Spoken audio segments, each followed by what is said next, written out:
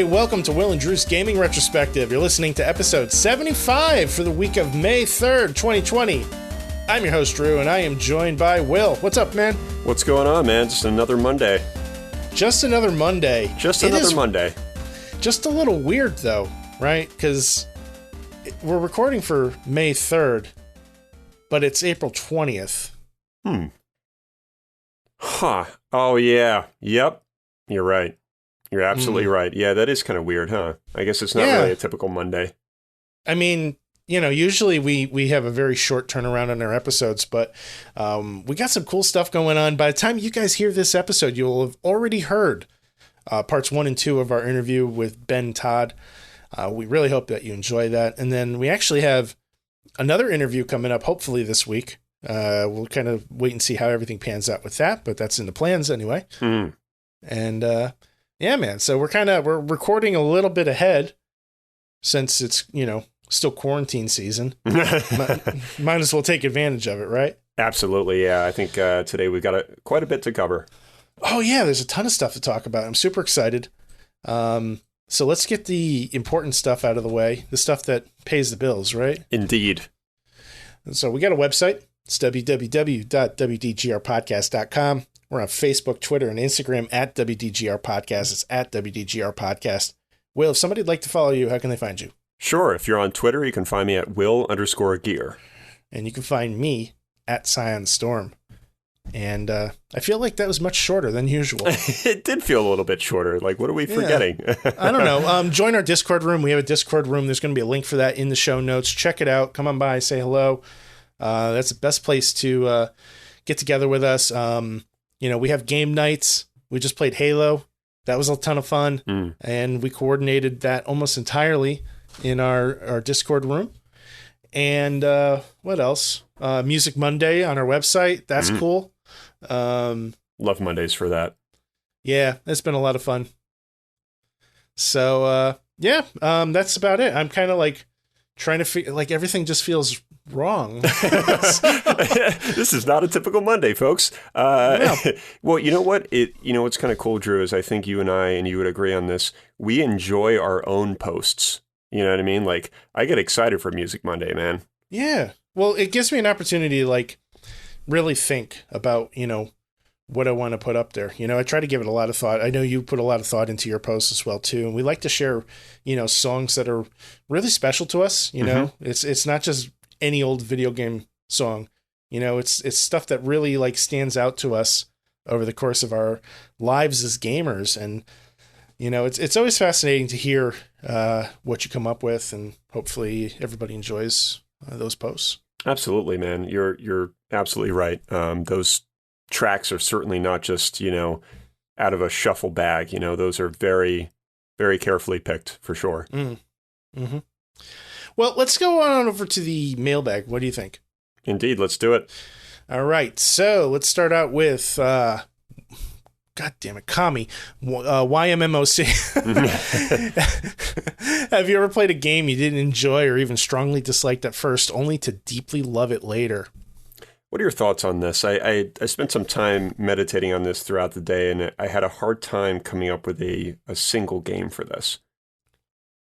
Yeah, this is kind of a tricky one for me too, but I know that there's certainly games that are like that, where, you know, maybe the battle system is a little bit more convoluted, you know, than you might originally think, or, you know, just something about the game. Maybe you just didn't get the loop of the game, or it just didn't hook you, you know, right off the bat. And I'm trying to think. I know there are absolutely cases where this has happened, but I'm kind of drawing a blank at the moment. Give me a second. I'm just going to spin and look at my GameStop here. Of course. You can feel free to fill in the blanks if you have anything in the meantime. Yeah, no, I mean, like I said, I spent some time thinking about it, and I even went through, like, my game list that I have on my phone that lists all of the games that I currently own. And I just had a hard time, man. Like, I think there's a lot of cases where I'll start a brand new game and maybe I'm not in love with it at first, and it does get better, which, you know, sort of answers the question, but I couldn't really think of anything that stood out in particular that I didn't really enjoy. or strongly disliked. I think it was more of just like a growing process, but I can't think of a game where I started it and was just like, man, I am just not liking this at all. And then I go back to it and I love it. I can't say that has happened for sure. It probably has, but for whatever reason, my brain cannot channel what game that could be. I'm just kind of quickly glancing over things. Dead or Alive 2, I think, is a good example. For me, that was a game that, I had on Dreamcast and never really got into it too much. And then when they re-released it on the Xbox for Dead or Alive 2 Ultimate, I fell in love with it. And the gameplay is identical. Like, there's almost no difference, but I don't know. I guess it was the combination of the graphics and being on the Xbox platform. I'm not sure what it was, but something about it really just stood out to me and captured me. Sure. Yeah, I think really what I'm getting at, not to interrupt, is I was just thinking that a lot of times even Strider, for example, is a good example. Like, I didn't really love the game at first, and I did go back to it, and I did end up enjoying it. So I suppose that could be a basic answer on my end. Yeah, I mean, there's been some strategy games, I'm sure, that, over the years I didn't like first. Like Supreme Commander is a PC real-time strategy game. At first, I really didn't like it. I bought it and kind of put it aside. And then a lot of people a lot of the reviews I was reading, oh no, this is a great game. You got to just, kind of get over the learning curve with it. And I did end up liking it better, but I don't know. I think I was kind of maybe forcing myself into it. If that makes sense. It does make sense. And I think sometimes when you force yourself, it could still be a positive end result in some cases. Yeah. What is it? I'm looking at my Steam library too, because I feel like this is like a big PC game kind of thing. Yeah, I mean, like Into the Breach, great game, didn't grab me right away, but completely fell in love with it after some time. Mm-hmm. That's a big one. Yeah, just kind of bouncing around here. I would say Dust and Elysian Tale. There's a few games like that when I think of my Steam library that, again, I didn't really dislike, but I just wasn't in love with it to begin with, and then it got better. And I think that there's a lot of games in my library that's still going to be like a thing. Like when I go back to them, I'm probably it's still going to take time for me to learn to love it. Mm-hmm. But I think sometimes in a lot of ways, this almost stems off into, is it worth giving up on a game when it kind of just isn't really working, or do you keep pressing on in hopes that it will get better? And that's a tricky one. I think when I finally sit down to play Final Fantasy VIII, I'm going to kind of run into that issue because I strongly disliked it back in the day, and it was a game that I dropped completely. And I feel like I'm in a better position now to enjoy it, if that makes any sense. Yeah, it does. It's definitely something that I've wanted to circle back to, just because I kind of always felt like I never gave it the proper attention it deserved. And then, there's a lot of buzz about that game when they came out with the remastered version, very recently. So that's a game that I want to put some time into and sit down with. I feel like most of my answers are either strategy games or RPGs, like maybe I didn't like the battle system of the RPG, or just didn't really capture, what the main elements are of the strategy, system that they were trying to come up with. Sure. Let's see here. I'm really trying to think of something else off the top of my head. It's quite a good question. I mean, it is in hindsight, because it makes you really think about, what you've played, what you haven't played, and sort of, what you've been just kind of tooling around with. I agree. All right, let's move on to Epic Outro. What are your thoughts on Nintendo Switch supply shortages and the resellers using checkout bots to scoop up new consoles before your average Joe has a chance to find one? I don't know anything about this. I read the question earlier on in the day, and I'm still trying to figure out what the checkout bots are. Are you familiar with this, Drew? I didn't realize it was being done with Switches, but This is nothing new. These sorts of things have been kind of problematic, especially like with the mini consoles, with the Nintendo Mini and the Super Nintendo Mini. Sure. Specifically, there's bots that will go online and wait for something to go on sale and then just buy out the entire stock so that people can, turn around and resell those for absurd prices. Mm-hmm. Mm-hmm. I think it's ridiculous that they're doing it with a Nintendo Switch. But on the other side, too, I think it's ridiculous that people are willing to pay over manufacturers' retail prices to get a Switch because they're too impatient to wait. Yeah, that's an interesting sort of, I don't know, maybe a buyer's remorse in some cases, or maybe not. I mean, it's hard to imagine somebody paying like some sort of overly or over the top premium price for something like that. I mean, it's not expensive, as a stock price or the retail price, but for somebody to pay, like $500-$600 for a Switch just is beyond me. Yeah, it doesn't make any sense in my mind. There's no reason to spend more than $200 for a Lite or $300 for a regular Switch, unless it's a special edition limited version and, it's rare and you're looking at it from an investment standpoint or a collector standpoint. But if you're just like, if you said to me, Drew, I want to buy a Switch, I'm going to pay $500 for it, I would probably smack the shit out of you. Yeah, because it's insane. That makes sense for like a mint condition Dreamcast, that's never been open, that comes with like 5 games, then that's something that I think is a little bit more justifiable. But, for anybody to resell something that's current for a premium price, I mean, people fall for it. I mean, they do it out of desperation and lack of patience, really. Yeah. But I'm sure they regret it most of the time, especially if they end up restocking it down the road like 5 days later. Mm-hmm. I agree. Let's move on to Joe Donna. She says, I've been replaying Shenmue 1 and 2 as a refresher for Shenmue 3. For some reason, I have this memory that Shenmue 1 is superior and Shenmue 2 was straight up awful, but in replaying so far, I'm finding Shenmue 2 to be a much better game overall. It's a huge world, and even with all the low polygon models and blurry textures, the attempt to recreate an authentic time and place is still evocative. That said, both games have a lot of the same issues: awful voice acting, job mini-games that drag on way too long, and irritating QuickTime events. I know that people say that Shenmue 3 feels like it was made right after Shenmue 2, but I'm still super cautious to see what a modern take on the series looks like.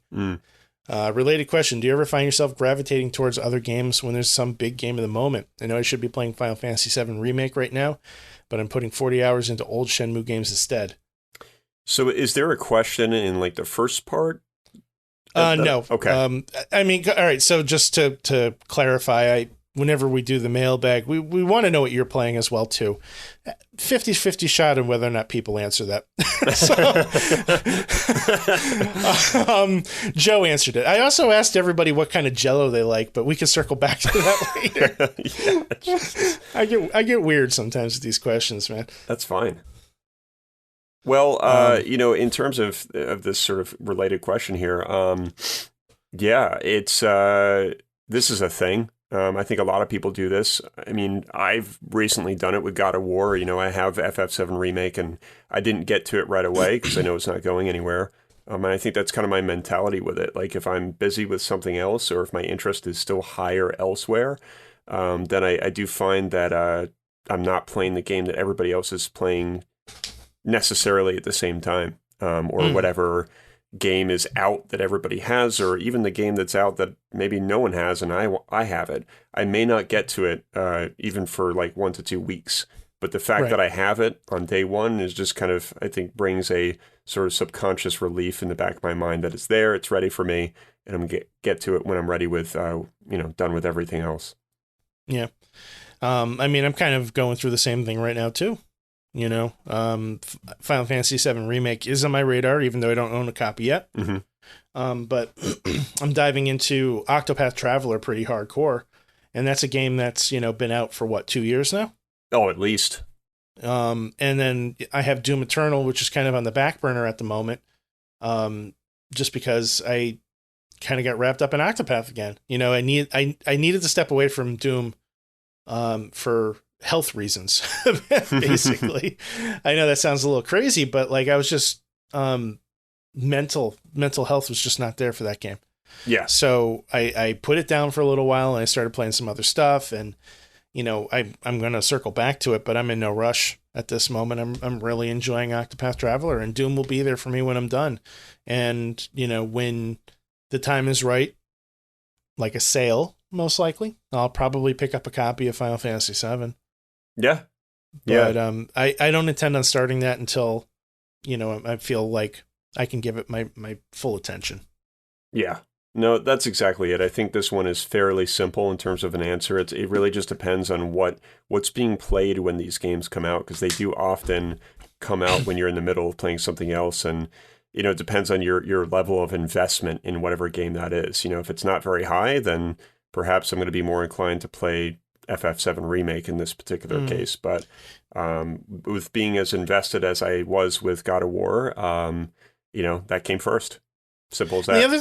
The other thing too, I think, when for us, like, we tend to focus on our backlog a little bit more than I think most players do. I would say so. If I'm going to get into this rhythm of playing brand new games, I need to drop whatever I'm playing right now and just never look back. Yeah, pretty much. You know, like it's a, you know, oh, Final Fantasy VII is out right now. Hard stop on Doom. Not playing anything else. And then, you know, just hoping that I can finish FF7 in time for the next big thing. Yeah. Or, you know, basically just getting into the cycle of focusing exclusively on that big game of the moment and playing it until I'm certain that I'm ready to move on to the next thing. And that's challenging for me. It is challenging. I think, you know, it depends on what kind of gamer you are. I mean, generally, I'm more of a one game at a time kind of person, two at most. I just don't really like juggling more than two at a time. I mean, I can do three. Like if it's Tetris Effect, FF7 Remake, and God of War, I can handle that. But that's different. It's very different. But I can't do another AAA game, or I can't do like Gravity Rush, FF7, and God of War. My head's gonna be spinning. Yeah. I agree with you. I mean, like if you're doing like a casual game, like for me, that third game right now would be Picross S. Sure. But that's a puzzle game. I pick it up, I play it, I do a puzzle or two before I go to bed. You know, there's nothing to that.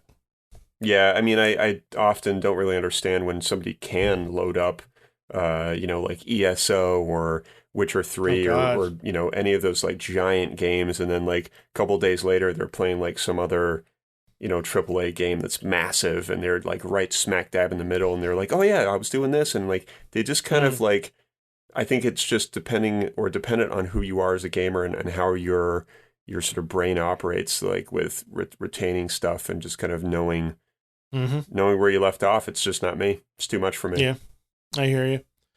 Let's see here. Puckstar says, I've been playing mostly Slay the Spire because I'm a sucker for drafting card games, indie games, and roguelikes. Oh, and Teenage Mutant Ninja Turtles, the old beat 'em up with my 2-year-old daughter. There's an adorable video of his daughter on Instagram playing the old school TMNT game, and it's just wonderful. Precious. It is truly wonderful. Yeah. Let's see here. Raffy Fat Fingers wants to know, what are some of your favorite game night memories? Now, is this in relation to our game nights?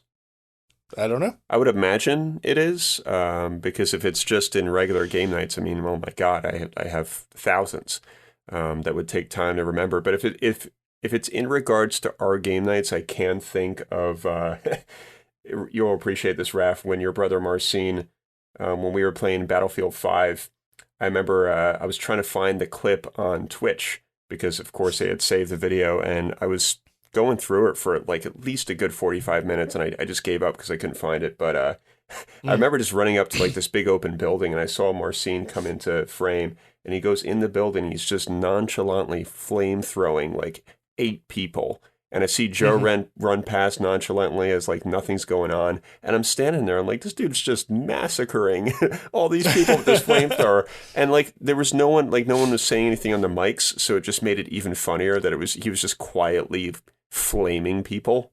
And I remember laughing like hysterically, and I said something about it, and I don't know if anybody heard me, but I would give anything to find that timestamp. I could tell you that much.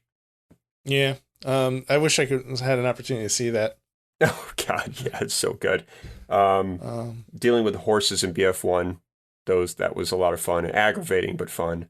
And lastly, Raph had some kind of sword, or he was doing something funny on BF5. I mean, Raph is like he's like a child in a McDonald's play place, like a troubled child, that the parents are yelling at, like, get him out of there, get him out of there, he's strangling Chris. Like that's Raph. He's the guy that's like taking the balls in the ball pit and throwing it at Chris's head constantly.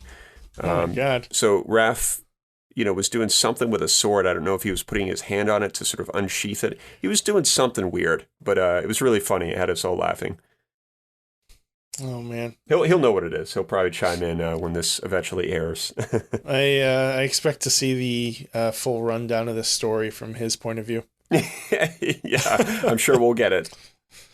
I mean, this past Friday when we were playing Master Chief Collection, there was quite a bit of stuff, just complete shenanigans. We were doing this. We were playing Blood Gulch in Halo 1, and we were restricting ourselves to plasma grenades and warthogs only. And I actually did a clip of this in the game night chat on the Discord, but Joe and I were trying to get each other, and we're running at each other with warthogs, and he comes at me and he like bounces off of me and gets stuck in a tree with the warthog, tires first, and he's just sitting in there. Oh my gosh. And I jumped out and threw a couple grenades into the warthog, and I was able to get the win or the kill from that one. But there was some really crazy shit that we did. For me, it's mostly like the silly, stupid stuff that I enjoy the most, because, I mean, quite frankly, I'm terrible at Halo. So for me, like, I like to have fun just being like silly with it, I don't look to game night as a means of being serious with my gaming. I don't know how the others feel, but but I mean, like when we were playing Mass Effect, for example, that was a much more serious game night than when we play Halo. With Halo, there's like, anywhere from like 5 to 8 of us at a time. Yeah. So it's like a shit show. It can be a shit show, especially when we're, playing like free for all games or, team based games. We were playing, Oddball for a while too. And that was pretty fun. I remember Raph just sitting behind this wall waiting for people to come running down at him, and he just dropped the ball, shoot the shit out of him, grab the ball again. Yeah. Raph is, I'm telling you, man, he's that kid in the ball pit. It's going to start making more sense when you play more often with him. Yeah, I'm seeing that. He likes to start shit. So to circle back to the Jell-O thing, I asked everybody what your favorite Jell-O flavors were. I don't know why I did that. Joe Donna said my favorite Jell-O is probably vanilla pudding or tapioca at this point. The older I get, the less I seem to gravitate towards sweets, and gelatin seems pretty unappealing right now. I could go with that. I can go with that. Jell-O just kind of like leaves like this residue on your teeth, I haven't had it in so long. Even as a vegetarian, technically Jell-O is not really vegetarian friendly because there's gelatin in there, which is made from like bone marrow or something. Yeah, that kind of like loops into Pux's question. What's a good vegetarian Jell-O or Jell-O alternative? So he can answer this question next time. I looked at that and I immediately just kind of drew a blank because I don't think there is one. There probably is. That's actually outlandish for me to say there isn't, but there probably is. I just have never come across one, nor do I really desire to, because I've never been a Jell-O person. I think it's a strange texture to have floating around in your mouth. It's shiny, and and whenever somebody gives me a Jell-O shot, it's like the most disgusting thing ever because people do the same thing every single time. They're like, no, you're doing it wrong. You got to put your pinky in there. You got to circle it around and then you got to suck it out. I'm like, you need to die right now. All right. I'm not putting that shiny shit that's all been muffled up by my pinky in the stupid little, like, paper ramekin that, ketchup should belong in. Well, I mean, I think the issue here is that people are generally doing Jell-O shots with vodka. And, like, let's be honest here, vodka's gross. It is gross. I mean, here's the thing. Like, have you ever just tasted straight vodka? Anybody that, like, it's horrible. It's horrible. If you're mixing it with something, that's different. But if you're just drinking it by itself, like... Ugh. Yeah, it's just gross. Even good vodka's gross. I know. That's the thing. Like, there's really not... I can't really think of many alcohols that I would drink straight. There's probably a few here and there, but the fact that I have to think about it means that I'm one of those drinkers that's like, no, don't give me like a straight shot of whiskey unless it's something that I don't know. I'm not a straight alcohol person. Well, I wouldn't even give you a straight shot of whiskey. I'd give you like a glass of whiskey on ice or something. No, it's even worse. What are you talking about? That's great. Get the fuck out of here. Well, A, I'm not a Mad Men character as much as I would love to be. And B, I think ultimately, Jell-O's just not for me. And I'm quite shocked that Joe said vanilla pudding or tapioca. I mean, tapioca, just, no. What? Will, you're disappointing me today. Well, you don't like liquids anyway, so I don't even know why we're asking no, you. unless it's a actual drink. As far as I'll go as something that's kind of liquidy and food-like would be like a fruit smoothie. And that's it. And it'd have to be pretty fucking thick. Did we cover Raph's favorite flavor here? Strawberry? Strawberry Jell-O. Let's move on. Yeah, let's move on before this goes dangerous. Oh, God. Thanks, everybody, for contributing to the mailbag. Send us your questions in the Discord room. We throw out mailbag questions fairly regularly, so if you got something on your mind, you just want to let us know what you're playing, swing on by and say hello. Indeed. So, what's next, man? I want to know what you've been playing over the weekend. Yeah, a lot of Octopath. I've been putting in a couple hours a day on that game. One of my favorite things to do is wake up early and play a video game. With like a cup of coffee. Very ritualistic. It is, and Nikki slept in a little bit this weekend. Not too late, Saturday. Sunday she slept in pretty late. So I had some time to myself. The place was quiet. Just, pulled the door closed and hooked my Switch up to the TV in the living room and had a cup of coffee and, just played some Octopath. And that's been the game that I've been focusing on the most right now. I've been trying to get in at least an hour every day. It hasn't been a completely successful thing. It's pretty good, though. Yeah. It's just funny because, like, I feel like I hit a bit of a wall with the game, so I kind of been doing a lot of grinding. Okay. I've been going through some of the Chapter 2 parts of the characters, and I did Chapter 2 for Tressa and Cyrus, I believe it was. Both of them, their Chapter 2 was in the same city, so it just made sense to do them both at the same time. You can only go through one of them at a time. You can't, like, team up and simultaneously go through those stories, but... at least it removed the travel aspect. But like I started going through Cyrus's first, and he, you go into the sewer area to get to, where you need to go for the boss battle. And I was just getting obliterated by the enemies. So I backed out and I did some grinding and tried to level up my characters a little bit. And, unfortunately that's one of the downsides with RPGs. And I think a common complaint is, you have that element of grinding, and this game certainly has that. But I was talking with one of the guys I work with who's a huge fan of the game, and he had recommended some things to me, as far as like making my characters more powerful, and, equipment is a big part of it. He suggested that I try to get some cash and buy some better gear, which will make a difference. And, he made some suggestions as far as like pairing up my party and kind of finding the best way to optimize who's using what character classes or what jobs. So I needed to kind of take a step back from a strategic standpoint and reevaluate what I was doing, and then kind of go back in again. And I did find that made a huge difference. Well, that's good. And I think that kind of proves the depth of that game, because I don't know if you can really just kind of wing it. It seems like exactly what your friend said. You kind of have to be a little bit more strategic about certain things and what you're doing with certain characters and in terms of investing certain stats and whatever else. Because, eventually, as far as I know, you have 7 people following you? Well, I mean, so there's a total of 8 characters, hence the Octopath name. Yeah. So, what do you mean when you say 7 people following you? I thought there was times where, including yourself, making it 8, they're essentially following you at times, or are they more in your party and they're not visible? Oh, no. So when you have a party of 4, that you can only have 4 characters, in your party at any given time. Okay.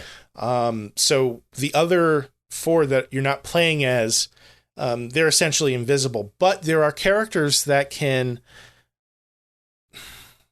lure or guide townsfolk with you, and those folk become available in battle. You basically summon them. For example, Primrose, she does a little sexy dance, woos the person into following her, right? Mm-hmm. And this and the other character I think is Ophelia, who guides the character. It's the same shit. Basically, what you're doing is you're bringing a temporary character into your party that you can use a certain number of times, and they have some kind of a bonus or a perk. Maybe it's just a regular attack. Maybe they have a healing spell. Or maybe they have a side quest where you actually have to guide them to another location. And you'll see those characters actually following the other 4 members of your party. I see. So it makes it look like you have a train of people. So if you have 2 people guiding 2 people, your party of 4 is now essentially a party of 6. Okay. Does that make sense? It does, yes. So visually, when you're walking around on the map or going from area to area, you'll see 6 people in a line. Even though when you start a battle, there's only 4 people. Okay, so that's what I was thinking of. Yeah, I have to actually call those other 2 people in to assist me, and it's using an action to do that. I see. But it's kind of cool though, because it does kind of open up some strategies.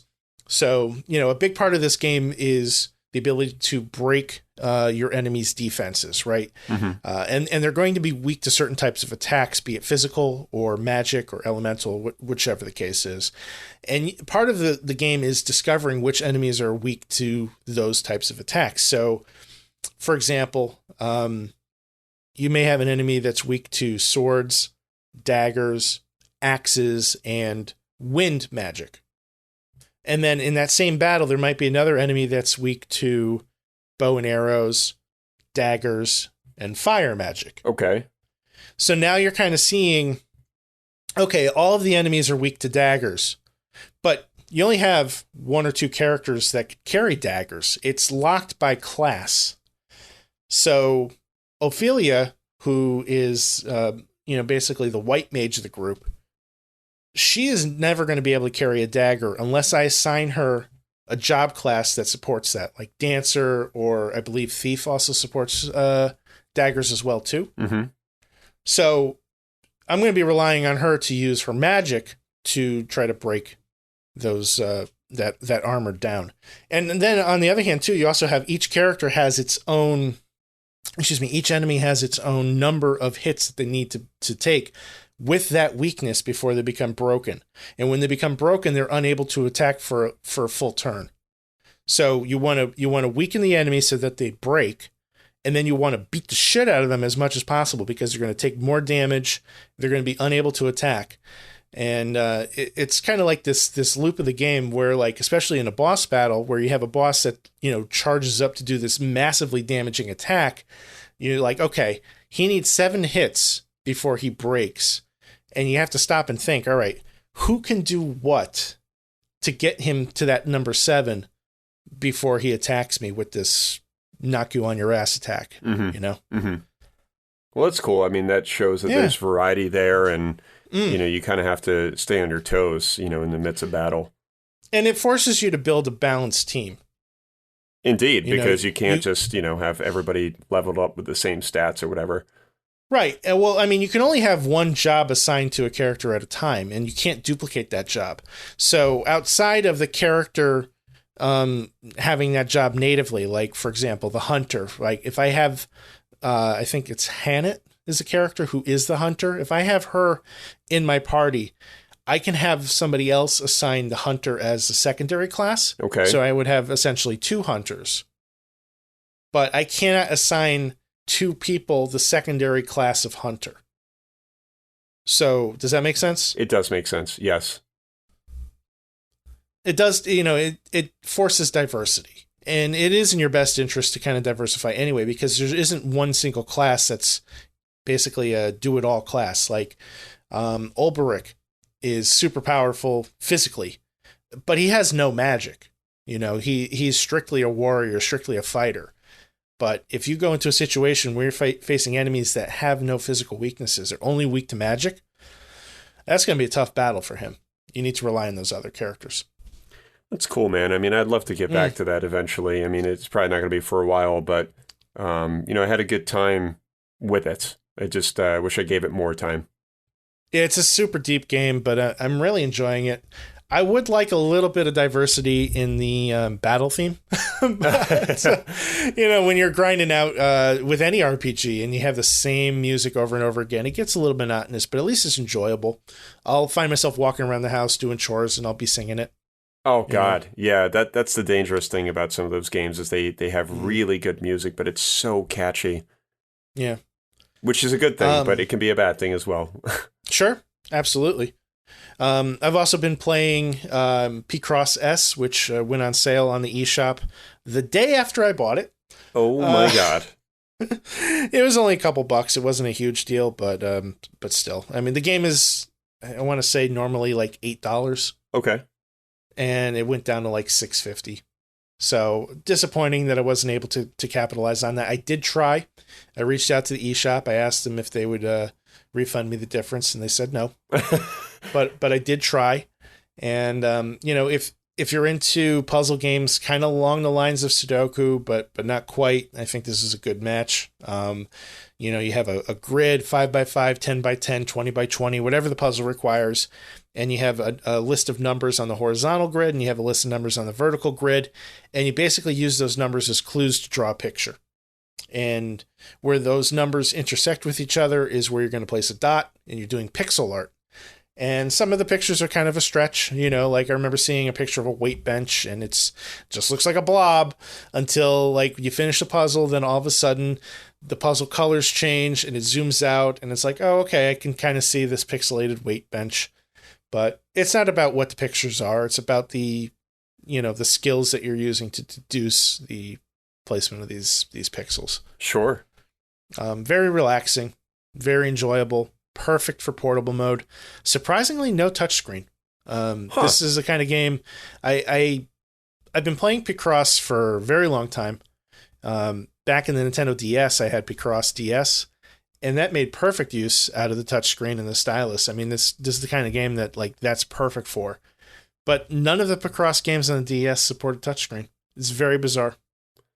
Yeah, it is interesting. The ones that do implement, I mean, really any game for that matter, but let's just talk about the Switch here. Any game that implements the touchscreen, I generally don't really remember messing with too much. Like I want to still be able to use the buttons and the stick. That's just me. But sometimes they can get pretty creative, and what they do with the screen is pretty cool as well. So I can give it that. Yeah, I agree. How about you, man? What have you been playing? Did you beat God of War yet? Come on. I'm happy to say I did, sir. Yes! My shoulders are jostling around. I am so excited to talk about this game. My God, man. I mean, let's just get into it. I mean, first of all, it's a masterpiece, plain and simple. I haven't had a gaming experience like this that's this whole and satisfying really in years. And that's saying a lot. I've played a lot. I haven't beat a lot, but I have played a lot. And without diving in too much further, it was so weird to even just beat a game. I saw credits and I was like, what? And I mean, granted, I've beaten some games here and there, like Strider and some shorter games, but to beat a true 20-plus hour game AAA title, in a fairly short amount of time, I was impressed with myself. And, it really just, it truly contains everything you'd want in a video game. Like, it's the perfect length, sitting at, like I said, roughly about 20 hours. If you do everything, it's about 35, I think, if you go into completionist, if you're using how long to beat. I did a few side quests. There's not too many, but I didn't want to dabble in that. I just wanted to stay focused. But it has quality, expansive combat that's really immensely satisfying. And even though I've spoken about it before, I'm going to get into that in a second. But the story is told simply, and sometimes that's the best way to tell a story. And I really liked that about the experience, is that it's not convoluted. It's just like, and again, I don't want to talk about it too much, but you have a mission, you're on this journey, you've got to get to a certain destination to take care of something that's very, very valuable to you and your son. And simple premise, but told so well, and told in the way of an ongoing narrative, just sort of between the two of them for the most part. I really enjoyed that. The sense of progress, which I mentioned before, is really unmatched in my opinion, as each area makes sense. And each time you complete a chapter, your sort of visibility into the next task is just really clear.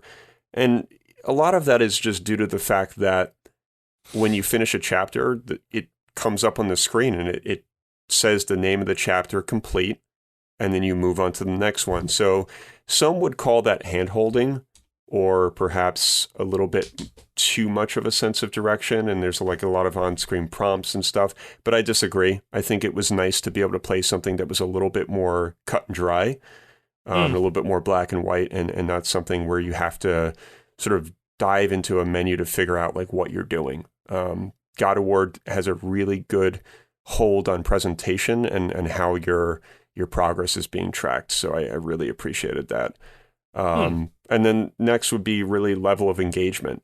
I've spoken about this before, but I mean, it's really just captivating. I mean, the areas are so large, and I think that has a very big part to do with this. What you come across, most of these areas are just absolutely breathtaking. Whether it's being inside of a serpent, or being in Lake of Nine, which is this massive area that you can transport to different areas, and you can row your boats with Atreus to different areas and dock your boat. And it's truly just incredible how the game was able to put you in one area and have it just be constantly exciting. And then every single time you get to a new area, it gets 10 times better without fail. And I have never experienced any game that's been able to basically turn the volume up constantly throughout your progress. And I just think that that's really impressive, because it's very hard to, I think, create a sort of diverse world sometimes, especially if, I hate to use Red Dead as an example, but that's generally in a desert. It's generally in the same sort of atmosphere. And that makes sense. It's a Western. But with God of War, I mean, it needs to be diverse, because you're dealing with sort of ancient mythology. And then kind of circling back to the combat, when you begin to develop a flow and how you sort of control Kratos and Atreus at the same time, that's really where things open up, because you can sort of ignore Atreus, and you don't have to hit square in some of his button prompts to activate arrows and have him do stuff. You can just ignore him and just pretend like he doesn't exist, and he'll help out automatically. Like, he'll jump on an enemy and strangle him with his bow, and he'll be like, Dad, over here, like he's ready. And then like, you can just ignore that shit and be like, no, like, fuck you, dude. I'm going to take care of these other guys. And I think that's what I found myself doing in the beginning, is I was having him help here and there, but I wasn't taking full advantage of it. And once I found myself kind of taking full advantage, I found myself grimacing, because I pointed out before that I was so excited to see that Kratos has these sort of facial effects and facial animations when he's fighting. And I found myself doing it at times, because I'd be, swinging the blades of chaos and, yelling like, "Ah," and, "fuck you all," and mashing square and, Atreus launched the boars and, yelling more. And then Spartan Rage is ready, activate, boof, boof, boof. And then more square, more arrows, activating Spartan Charge. And just like yelling stupid shit, like, "Who do you think you are? I am," just like shit that just doesn't make any sense. And I was just having an absolute blast with the combat, because when you start implementing those things, it just takes off. and Yeah. you're able to switch between the Leviathan axe and the Blades of Chaos depending on what enemy you're fighting. There was one boss that I fought at one point that kind of switches to frost and switches to fire attacks. So when he's in a fire mode, you can't use the Blades of Chaos. They'll just bounce right off of him. So you have to switch back to the axe. And I found myself in this rhythm that just kind of naturally happened where I was throwing the axe when he was in fire mode. I was swinging it away. I was using Atreus to use certain arrows, and I'd switch his arrows and shoot a different arrow, launch the boars, throw the axe, switch back to Blades of Chaos. And it was this giant, you would think it would be a mess of combat, but when you develop this flow and rhythm, it becomes really sensible.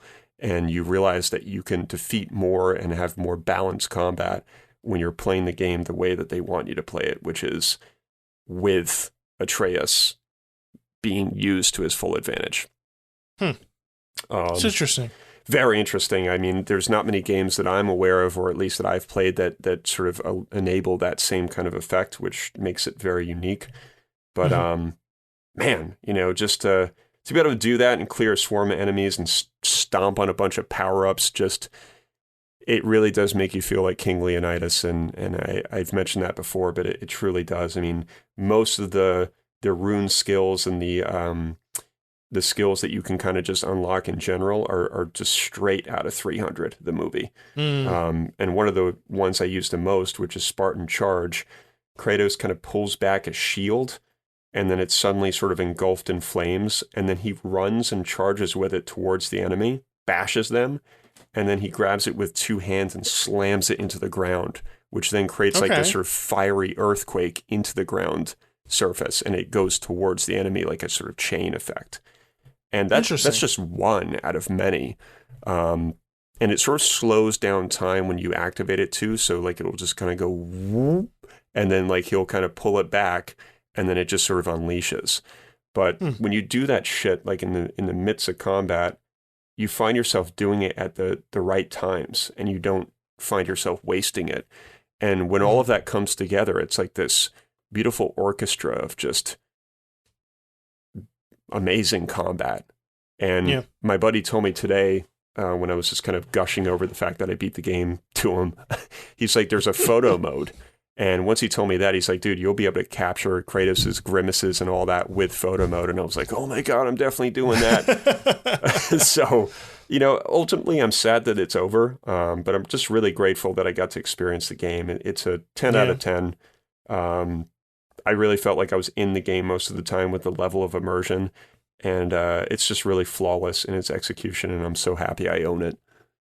Do you think it's a game that you'll go back to? 100%. And I normally don't. I mean, I'll go back to games, but, a game like that, generally I'll just kind of play and, have a great experience with it. And it's very rare that I'll go back. But the way that it, I can't really talk about this too much, but let's just say there's a new game plus mode. Okay. So you can definitely carry on with your sort of game one progress and, go back and do side missions and all these things that you didn't do. So it doesn't really end. The main story does. And it was nice to see that, because I think I would have been more sad if it was like a black screen with white credits rolling and, you're just kind of sitting there waiting for like any kind of additional content. And then you find that there's no new game plus and that's it. Your journey's over. So I really can't think of any complaints. I can't believe I said this, and I may take it back because I think I was just on this sort of God of War high. But I actually said to him, I was like, I don't know if I can say this, but I'm going to say it. I think this might be my favorite game I've ever played ever. And I was like, wow. I was like, did I really just say that? And, it's funny. I didn't backpedal on it too much. I sat there and I was quite content with that statement. So I don't know, man. I mean, I love Skyrim. I love Asura's Wrath. I love Metal Gear, all that stuff. But this game was one of the best experiences I think I've ever had, period. And I even started watching the documentary called Raising Kratos last night, which is close to 2 hours. I'm almost done with it. And it was fascinating. It's got to be one of the best gaming documentaries I think I've ever seen. You have to send that to me. I'm really curious to check that out. Yes, I will. A good portion of it you could watch without spoilers. Yeah, I was gonna say it's probably spoilery, but maybe not. It is a little bit here and there, but it would be tricky. Like I'd probably have to send you timestamps of what to tune out to and stuff. Yeah, fair enough.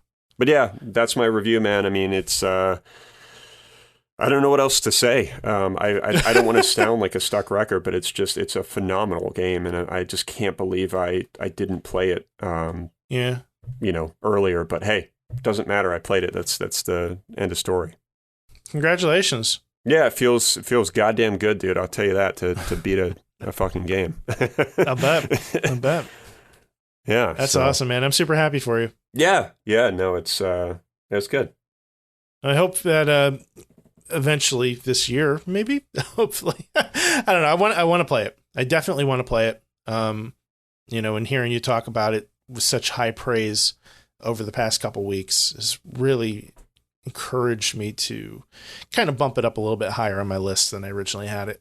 I would, man. I mean, I would go as far to say that I'm honored to play the game. That's how special it is. All right. That's not a word that we often hear associated with playing games, but no, it's a pretty strong praise. Yeah. Interesting. All right. Well, I know that you picked up a copy of Final Fantasy VII as well. Now that God of War has been cleared, have you had an opportunity to fire that up? I have. I was hoping to dig into it a little bit more, but I'm happy to say that I have a much better review or a much better first impressions sort of review on the game.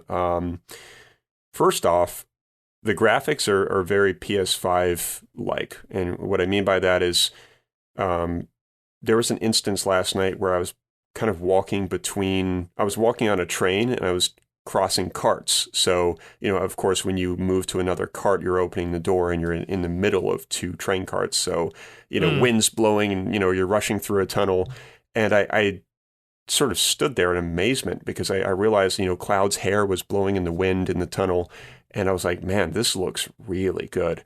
So I started panning the camera around him a little bit, just kind of inspecting how the graphics were holding up, like as I sort of got the camera a little closer to his face.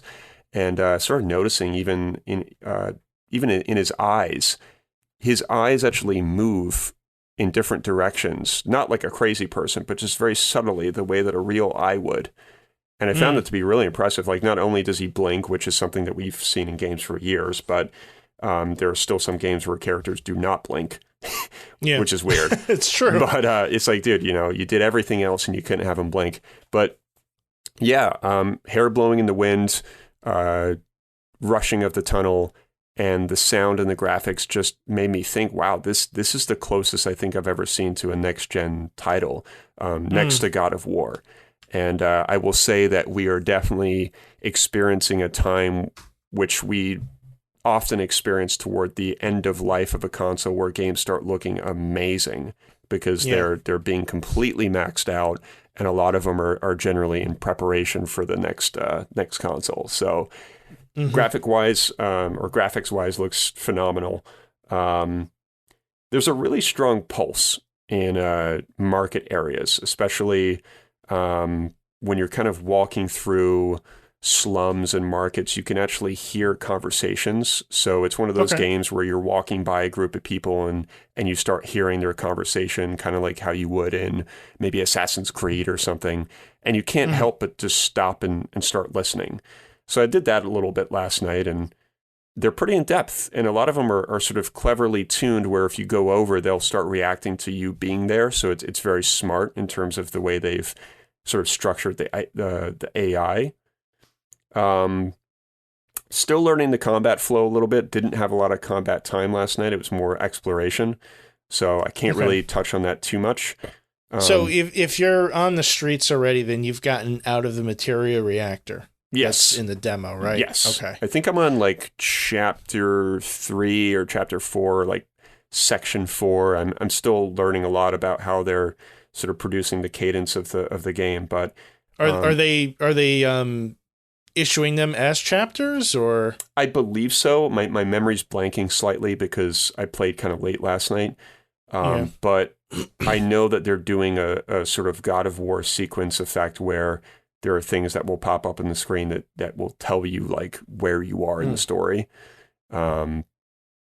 it's again kind of hard for me to say certain things because I don't want to spoil it for anybody, but I'm in this sort of market slum area currently, and I am surrounded by a lot of people that are having many conversations about something that happened. And, you know, I think this is where it gets weird. Where do I want to start with this? It's important to recognize that this is a remake. And I think a lot of us, especially me, are having a hard time with that in some ways because we often don't see a ton of remakes. We see a ton of remasters. And with this game being so dear to most people, including myself, I think it's safe to say that there's sort of an adjustment period that takes place before you're instantly in love with everything. And that's kind of where I'm at. So, for example, like, you know, for years we spent time imagining how these characters really look outside of their sort of tightly woven polygon bodies. So when you're reintroduced to a character like Marlene or even just Cloud, it's kind of hard to digest it right away because Cloud is now a sort of, you know, pretty-faced anime hair dude who's got so much emotion pouring out of his now sort of lifelike face. So, you know, you could sit there and be like, oh my God, he looks exactly how I imagined. And that's happening a lot. But for me, it's hard for me to swallow all of that because it looks incredible. And they do look essentially how I imagined them to look if this game were to take off in a next-gen world. But there was such a unique charm to almost not knowing a lot back in 97 and over the years of how these characters we grew to love looked. So for me, you know, it's sort of breathtaking to see them look like humans now, but there's also this weird effect that's taking place where I feel like my memories are sort of being replaced with perhaps how I always imagined them to look all along. It's weird. Hopefully I'm sort of making sense of this, but seeing the markets and slums come to life like this, it's just so cool, but yet it's almost sad. And I think it's like taking a birthday party that was memorable to you and replacing it with a better birthday party, but a birthday party you didn't really want, but it's still really awesome. You know what I mean? Like that was the best way I could sort of frame this. It is really bizarre, man, but I think it's like taking a dream and making it a reality. And I hope I'm just kind of making sense with it. It's just, I'm having a weird reaction where I'm like in love with it, but not. And I just think it's because it's so drastically different. It's the effect of, you know, being in the same bathroom for years. And then all of a sudden somebody, you know, pulls up Property Brothers and you walk in, you're like, oh my God, it looks amazing. But I kind of missed the fucked up sink. you know, that's kind of like, that's kind of where I'm at with it, you know, and I think a lot of the reception is not that. I think a lot of the reception is, wow, you know, this is everything I ever wanted. And for me, I think perhaps I'm just having a little bit more of a humble approach to it. And I'm not being perhaps such a sucker to just immediately love it. I'm sorry, go ahead. I was just going to say, I don't think that I'm deliberately looking for things to nitpick. It's literally a genuine feeling. So these are genuine, real feelings. I just want to make that clear because I think there are going to be some people that will try to nitpick, but it's certainly not me. I want to love it. I'm sure I will because I did have a nice time with it last night. There's some sort of charming moments that happened that really pulled on some heartstrings, you know, back in the day of just experiencing those same moments.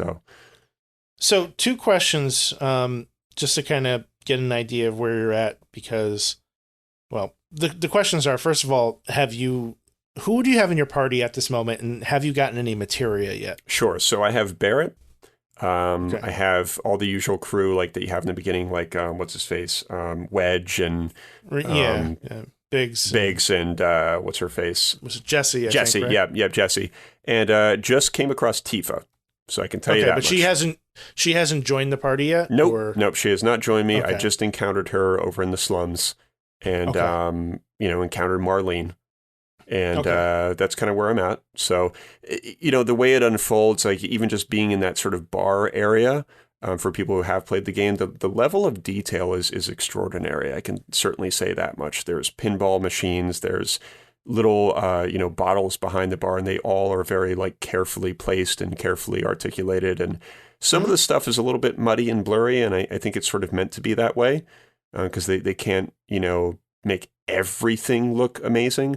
And you can Right. kind of sometimes see where they put more of an emphasis on graphics, whereas, compared to other places, but that's understandable. But for the most part, the world is pretty extraordinary, and that there's some areas that have a sense of scope that's really unlike anything else. So I'm very happy to see that. All right. And you haven't gotten any materia yet? I'm sorry. I do have some. I think I have, I think it's like Cure, and it's one other one. Okay. But Is this something that you've had a chance to use in battle? Yes. I have. Okay. I know a lot of people right now are doing a lot of like no heal runs and stuff like that. That's not going to be me. I'm going to be healing when I need to heal, and I've already done so quite a few times. I've used one or two Phoenix Downs. I've used materia. I've used some limit breakers, and all of it looks good. Kind of forgetting about the digestion of how this combat now is. The combat itself does look amazing. All of these things like Braver and Cross Slash, and even I forget what it is now, like Big Cannon or whatever it is that Barrett has in the beginning. Big Shot, I believe it is. Sounds about right, yeah. They look incredible. So I will say that the lighting effects and the way that the sparks fly and all that kind of stuff, it all looks really, really good. Okay. Well, the reason I was asking specifically those two questions is my understanding of the game is, once you kind of get a third party member and once you start getting materia is when the battle system really becomes truly special and gets out of that like hack and slash mentality that I've kind of been pushing back on. With the game. So that's what I was kind of looking to get your impressions on that, but it doesn't sound like you've really tapped into that quite yet. Still not, but I can say that, the time that I have had with Barrett in some of the moments of combat, it's still been a bit weird. Like, I'll go into, let's say I'm activating Barrett and I'm controlling him, because you can go back and forth and actually control them.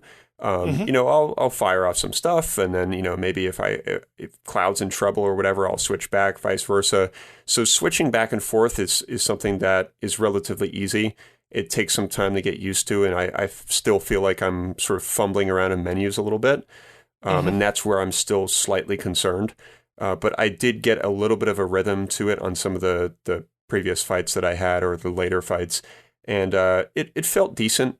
But it's still tough to get used to, and I'm sure it'll pick up once I get into some more combat. Hopefully later tonight I can delve into it and hopefully experience the same experience that everybody else is having, which is fairly positive.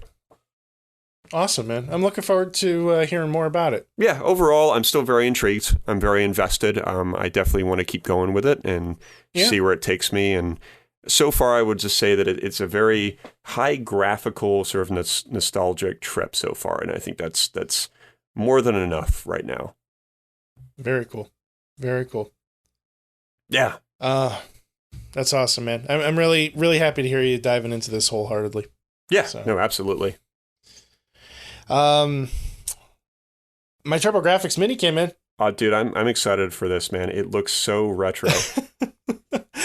It came in this afternoon, so I haven't had a ton of time with it, but I did get to hook it up. I did get to kind of just sample some of the games.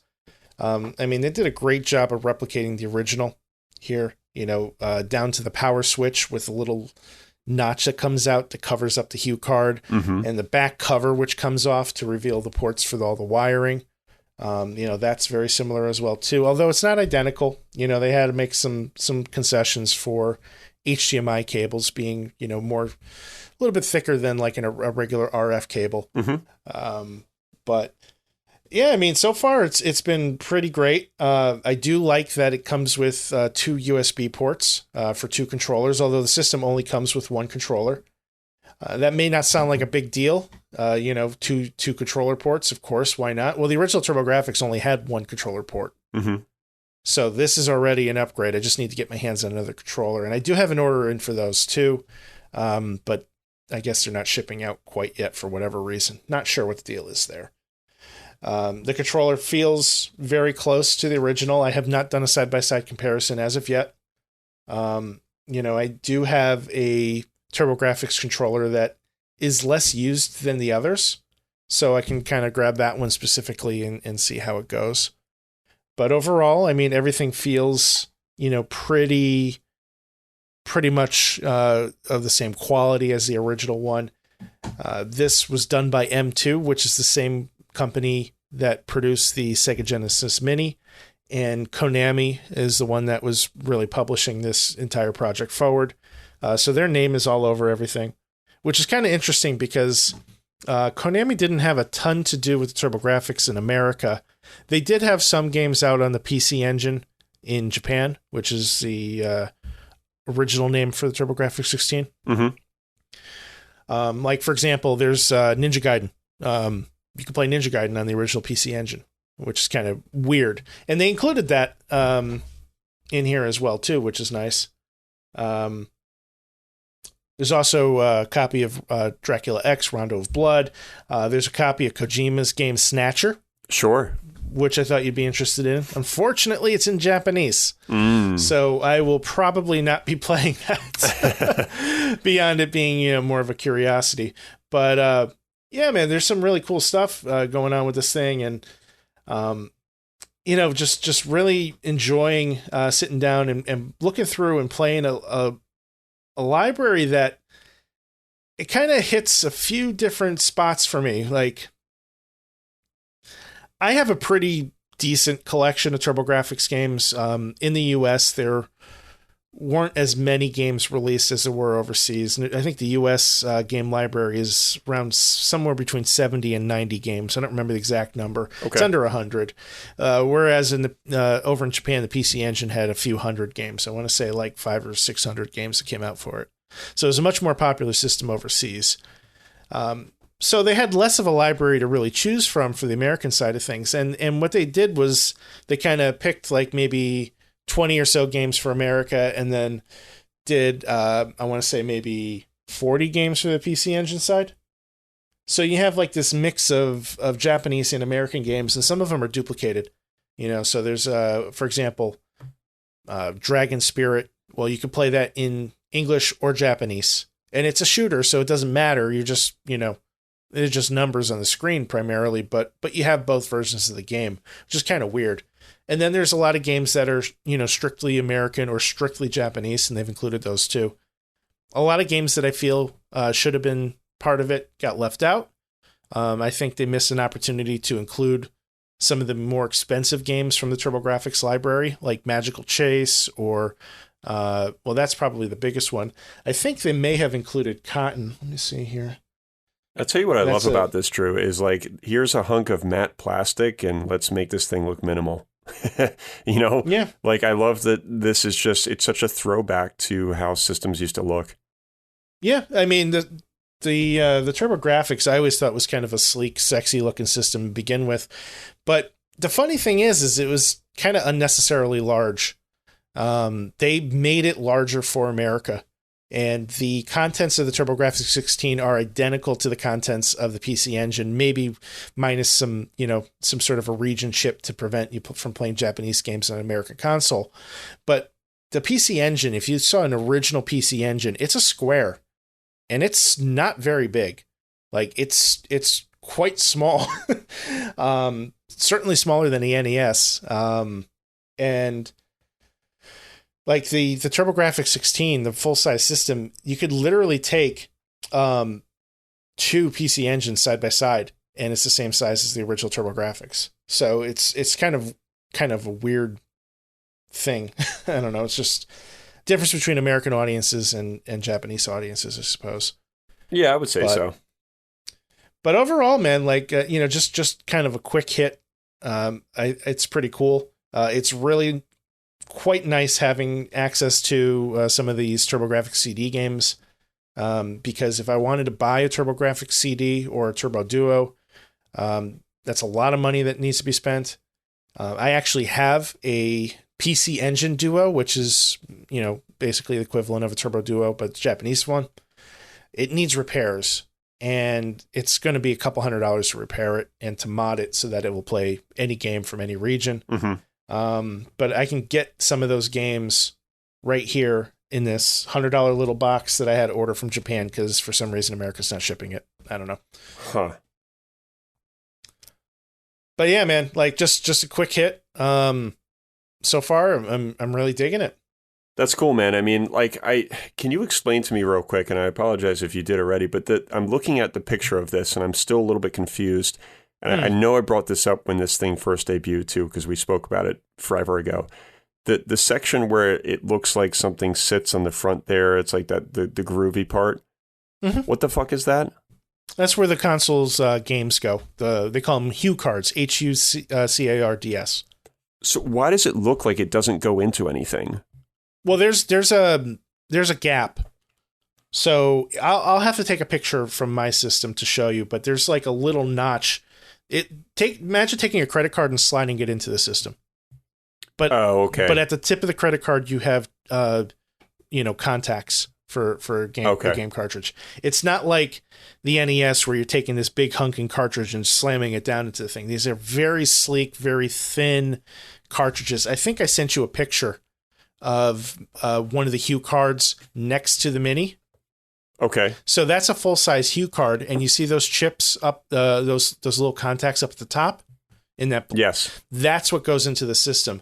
The bottom half of that card is visible in that slot. I see. So it's a little slot that I probably just can't see. Yeah, on the Mini, the slot isn't there. But if you were to take a look at the full-size Turbo-Grafx 16 or the full-size PC Engine, you'll see it. There is a gap there where the card slides in and becomes fully available. How does this fit in like your palm? Like what is the sort of dimensions of it? For the Mini? Yeah. You need 2 hands. You need 2 hands. Yeah. Okay. The controller is about the equivalent of an NES controller in size. Looks that way. So the height of the system is about the same width as the controller, and then maybe the width is that time, 1.5 times that. Okay. By the way, I love the front. I think this is the front of the box. Yeah, no, it definitely is. It looks so old school. Oh yeah, it's almost identical to the original one. They did remove the picture. There used to be a picture of a kid smiling. It was like, Johnny Rambo from that picture where he's like, thumbs up. It looked like the same fucking kid. Oh my gosh. But yeah, I mean, it's 100%. I could do a side by side with the original box art. I have an original box from the Turbo-Grafx. So if you're kind of curious to see what it really looked like, it's pretty close, man. Yeah, this is great, man. What a perfect little charming pickup in the state of the world right now. This is a nice little hobby thing to just get in the mail. It's a little frustrating because I've had it pre-ordered from American Amazon since they announced the system. And for whatever reason, Amazon has not been shipping them out, but you can get them from Japan, no problem. So I ordered it from Japan on Friday, and it arrived. Was it Friday? No, I think it was Thursday. It was Wednesday or Thursday. I ordered it, and then factoring in their time zone difference, right? Sure. And it arrived today. And once it arrived, I went in and I canceled my order on Amazon America. There you go. And it's the same system, but now I just have to resist the temptation to order the core graphics and the PC Engine versions too. Yeah, these kind of things, they have so much charm, man, that it's not even so much about using it, it's just about having it.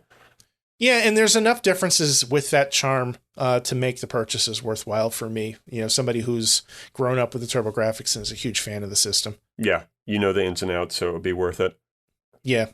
I mean, even if the lineup is, practically identical, I think it'd just be nice to have from a collector standpoint. For sure. So, but listen, man, I know we had other topics, but we have hit a wall with our time availability, so we're going to have to wrap this up. Maybe we could save those topics for next week. What do you say? Sounds good to me. So, one more time, folks, you can hit us up on WDGRpodcast.com. Find us on Facebook, Instagram, and Twitter at WDGRPodcast. And don't forget to swing on by our Discord room and say hello. Will, if somebody'd like to follow you, how can they do so? Sure, you can find me on Twitter at Will_Gear. You can find me on all social media platforms at ScionStorm. I want to thank you guys for listening. We'll see you next week. See ya.